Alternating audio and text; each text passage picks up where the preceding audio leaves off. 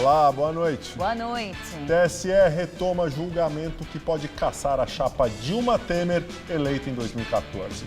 PSDB, autor da ação, pede para manter provas da Odebrecht.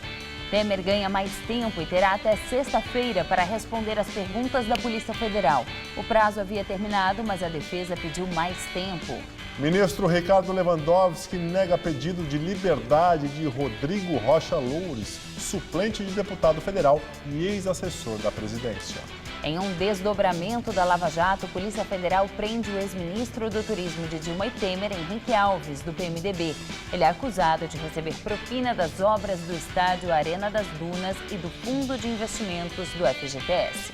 Ex-diretor da Petrobras, Renato Duque, que está preso no Paraná, pede à Justiça Federal para ser ouvido novamente e formaliza pedido de delação premiada. Você acompanha essas e outras notícias após o intervalo. Até já.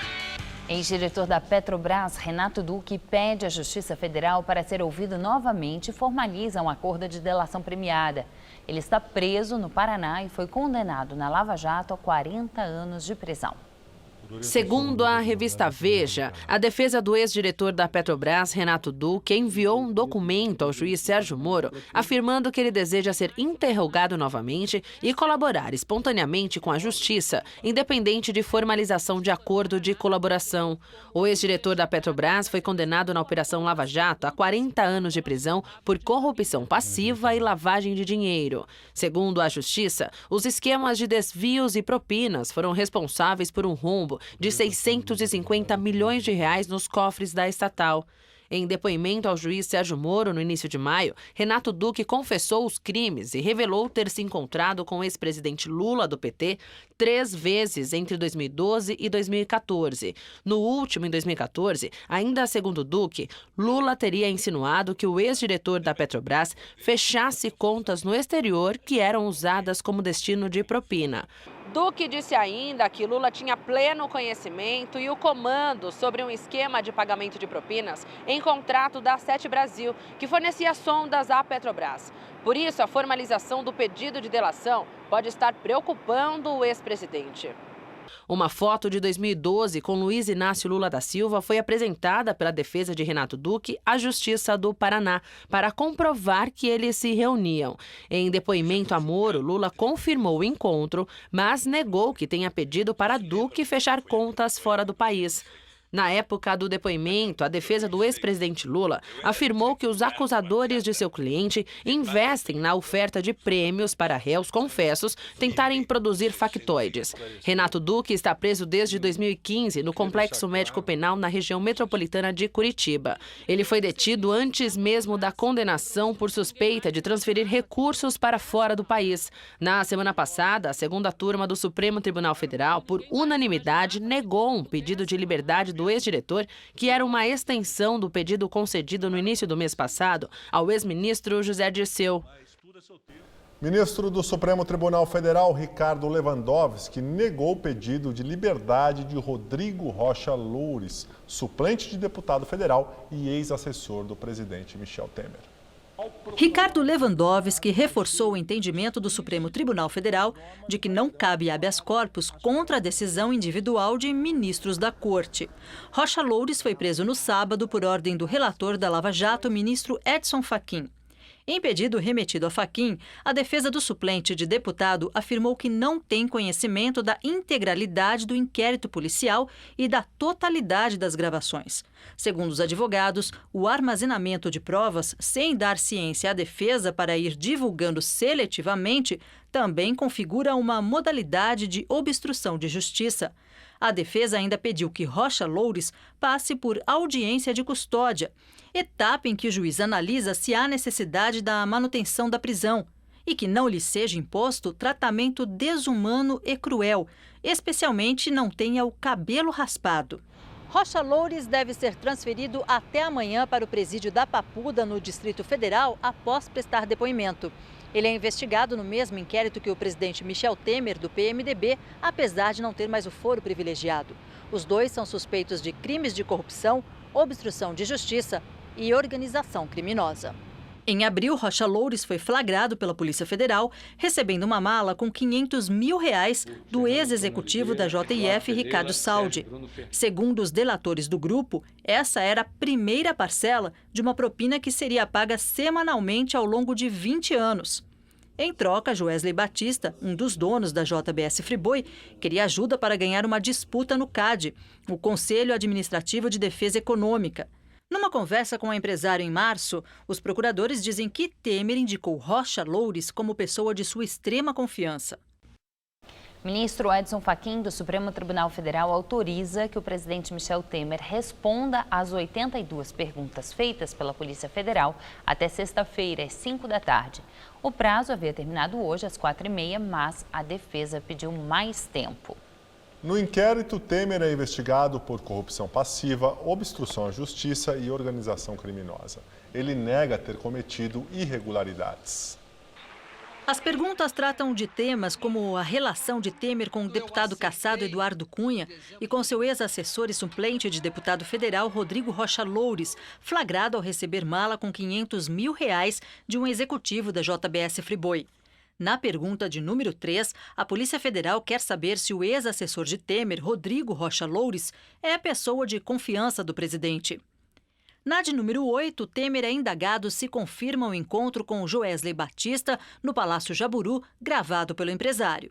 Na de número 14, Temer é indagado por que recebeu um conhecido falastrão, de acordo com a declaração dele próprio, no Palácio Jaburu, fora da agenda oficial. E até sobre a empresa Rodrimar, que atua no Porto de Santos e que, segundo procuradores do Ministério Público, pode ter sido beneficiada por um decreto de Temer.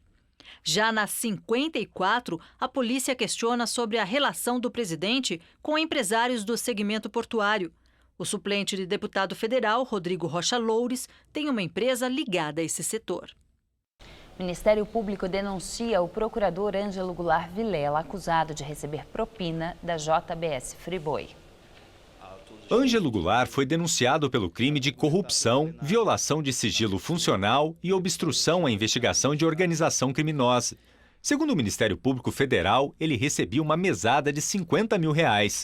Ele foi preso no dia 18 do mês passado, durante a Operação Patmos. O procurador da República, Ângelo Goulart Vilela, é acusado de receber dinheiro para passar informações sigilosas à JBS Friboi. Em delação premiada, Joesley Batista disse que Goulart recebeu suborno para passar informações sobre a Operação Greenfield, que investiga corrupção, lavagem de dinheiro e fraudes em fundos de pensão de funcionários de estatais. A JBS estava envolvida. Além de Ângelo Goulart Vilela, também foi denunciado o advogado Willer Tomás. Foi ele quem apresentou o procurador aos empresários da JBS Friboi.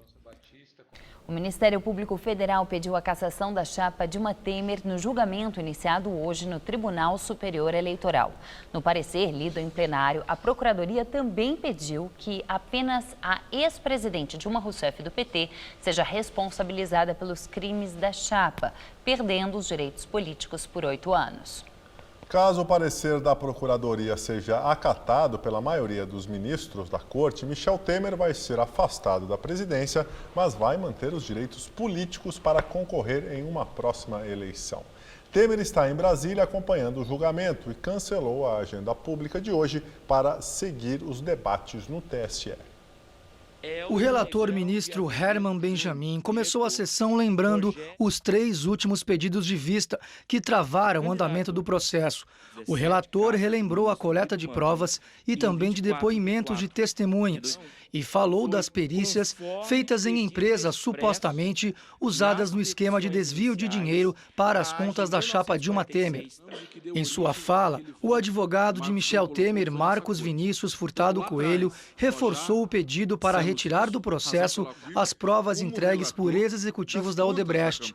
Os advogados de Temer consideram que fatos novos foram enxertados no processo após o início da análise. Já o advogado da ex-presidente Dilma Rousseff, Flávio Caetano, afirmou que o inconformismo com a derrota levou o PSDB a apresentar a ação que questionou a eleição de 2014. Ele afirmou que as doações feitas pelas empresas à chapa PT, PMDB, não desequilibraram o pleito, já que o adversário principal, o tucano Aécio Neves, também recebeu das mesmas empresas. O Ministério Público Eleitoral, através do procurador Nicolau Dino, leu o parecer que pede a cassação da chapa como um todo, sem separação entre Dilma e Temer.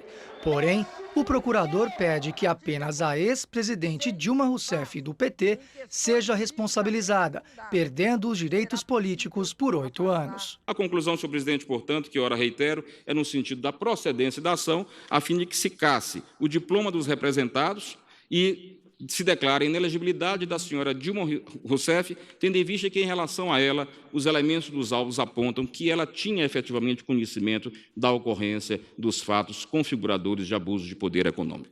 A grande questão é até que ponto as recentes delações podem influenciar na decisão dos 7 ministros. A defesa de Michel Temer, por exemplo, acha que as acusações da Odebrecht fogem ao foco central das denúncias do PSDB, portanto, não poderiam ser consideradas. Já os delatores da Odebrecht garantem que foram feitos pagamentos durante a campanha de 2014, favorecendo os 2 maiores partidos da chapa, o PT e o PMDB. O Tribunal Superior Eleitoral encerrou agora há pouco a sessão do primeiro dia de julgamento do processo de cassação da chapa Dilma Temer. Depois de uma rápida lembrança do processo, o relator Herman Benjamin iniciou a defesa de seu parecer. Ele afirmou que, além dos aprendizados trazidos pelo processo, o TSE cumpre hoje a missão de buscar a punição aos que violam os princípios da democracia de forma transparente. Apesar disso, o ministro já havia afirmado que seu voto não seria anunciado hoje e que o processo de votação deve ser iniciado amanhã na abertura da sessão prevista para as 9 da manhã. Só depois do voto do relator, os outros ministros do TSE poderão votar. E agora o comentário de Josias de Souza, direto de Brasília. Quem quiser alcançar a dimensão do que está acontecendo no TSE, precisa levar em conta o seguinte: o julgamento da chapa Dilma Temer interessa muito mais ao país do que aos envolvidos. Para o Brasil, diante das provas reunidas em 2 anos de investigação, uma absolvição da chapa pareceria um absurdo incompatível com a fome de limpeza que está no ar. Para Dilma e Temer, a eventual condenação seria apenas mais uma escala rumo ao fundo do poço. Dilma está sujeita a perder os direitos políticos. Ficaria proibida de pedir votos por 8 anos. Como suas chances eleitorais são mínimas, o prejuízo é próximo de 0. Temer pode perder o mandato. Nessa hipótese, ele vai recorrer ao próprio TSE e ao STF. Mas são tantas as encrencas em que Temer se meteu que ninguém sabe se ele ainda será presidente quando os recursos forem julgados. A conjuntura pessoal de políticos que não se deram ao respeito é volátil, mas a história de um país merece mais consideração.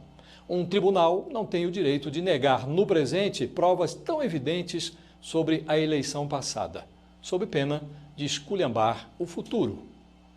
Boa noite.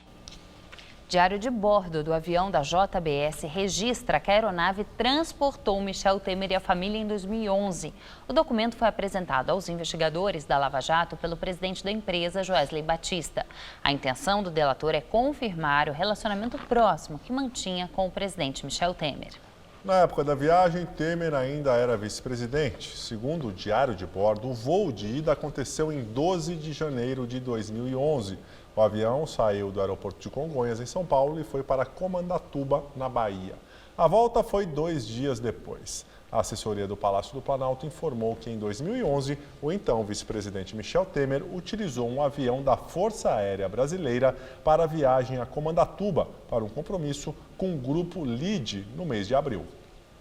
Polícia Federal prende o ex-presidente da Câmara e ex-ministro do Turismo dos governos Dilma e Temer, Henrique Alves, do PMDB, num desdobramento da Lava Jato.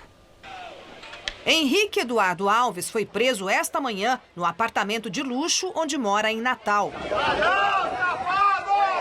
O PMDBista é acusado de receber propina na construção da Arena das Dunas, estádio erguido na cidade para a Copa do Mundo de 2014, durante o governo Dilma.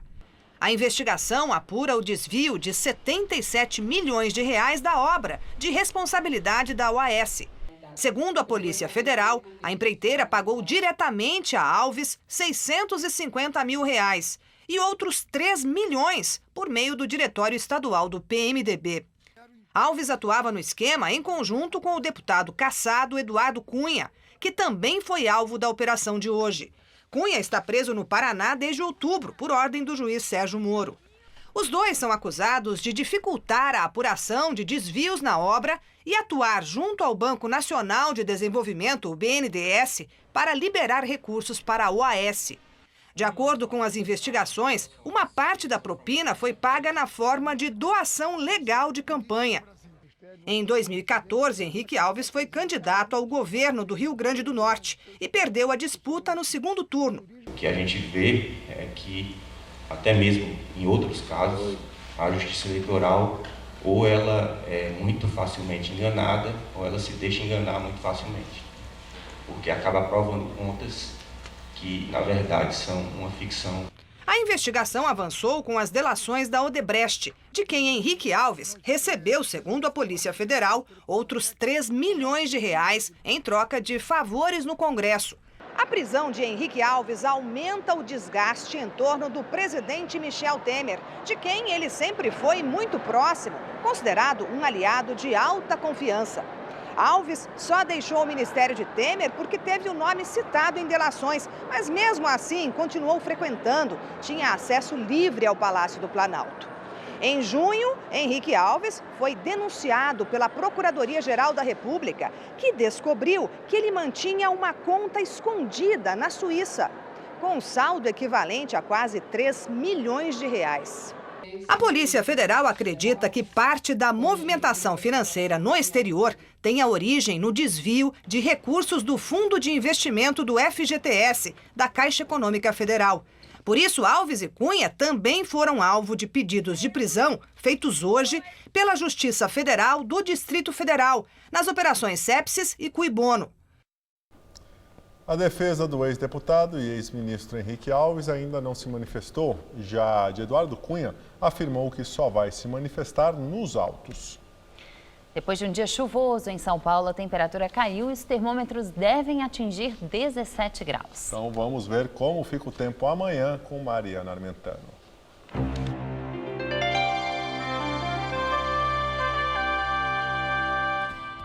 Ainda há previsão de chuva para essa quarta-feira, mas tem mudanças previstas, viu? Nessa próxima madrugada, a mínima vai ser de 18 graus e máxima amanhã à tarde de 25 graus aqui na capital. Na quinta-feira, o tempo abre e as temperaturas ficam entre 17 e 25 graus. Mas na sexta-feira, uma massa de ar polar chega derrubando as temperaturas por aqui e a máxima prevista para a tarde é só de 20 graus. Depois de quase 8 horas de sessão, a Comissão de Assuntos Econômicos do Senado aprovou, por 14 votos a 11, o texto base do relatório do senador Ricardo Ferraço, do PSDB, sobre a reforma trabalhista. O texto é favorável ao projeto. Para concluir a aprovação, os senadores ainda precisam analisar os destaques, sugestões de alteração ao texto original. Em seguida, a reforma vai ter de ser analisada pelas comissões de Assuntos Sociais e de Constituição e Justiça do Senado antes de ir à votação em plenário. A sessão desta terça foi longa porque senadores contrários ao relatório de Ferraço apresentaram 3 versões alternativas, nas quais sugeriam a rejeição da reforma ou mudanças no projeto aprovado pela Câmara em abril. As versões não foram analisadas. A proposta foi enviada pelo governo Temer ao Congresso no ano passado e estabelece pontos que vão poder ser negociados entre patrões e empregados e, em caso de acordo coletivo, vão passar a ter força de lei. E agora vamos ao comentário de política com José Neumann e Pinto. No meio dessa crise toda, uma boa notícia. A Comissão de Assuntos Econômicos do Senado aprovou a reforma trabalhista proposta na Câmara pelo deputado Rogério Marinho e aceita no Senado pelo relator o Ferraço. Essa reforma tem nada a ver com aquele negócio da Previdência que fica mudando, é uma reforma firme, tem boas ideias, o relator fez o jogo correto e se ela passar, todos nós ficaremos mais satisfeitos e melhores. Uma boa notícia é que o Renan Calheiros, não apenas votou contra, como também boicotou. A má notícia é que vários itens importantes vão ser extintos em medidas provisórias, conforme Temer combinou com os sindicatos. Eu só não espero é que não mude a extinção da obrigatoriedade do imposto sindical, aquele dia de trabalho que os trabalhadores, mesmo não sindicalizados, pagam para sustentar as centrais sindicais. Sindicato que não tiver como se sustentar também não sobreviverá. A notícia é que o governo vai propor alguma coisa intermediária, deixando para extinguir daqui a 3. Na verdade, não é nem extinguir, é tornar opcional. Quem quiser, continua contribuindo, que é o que acontece na democracia. De qualquer maneira, é algo a aplaudir e esperar que continue sendo bom. Eu volto quinta-feira, direto ao assunto. Em pé! Nós ficamos por aqui. A edição de hoje pode ser vista no site do Jornal da Gazeta. Uma boa noite para você. Tchau, Gabriel. Tchau, Ju. Até amanhã. Muito obrigado pela companhia. Tenha uma excelente noite. Fica agora com o Rony Roma, tudo seu. Até amanhã.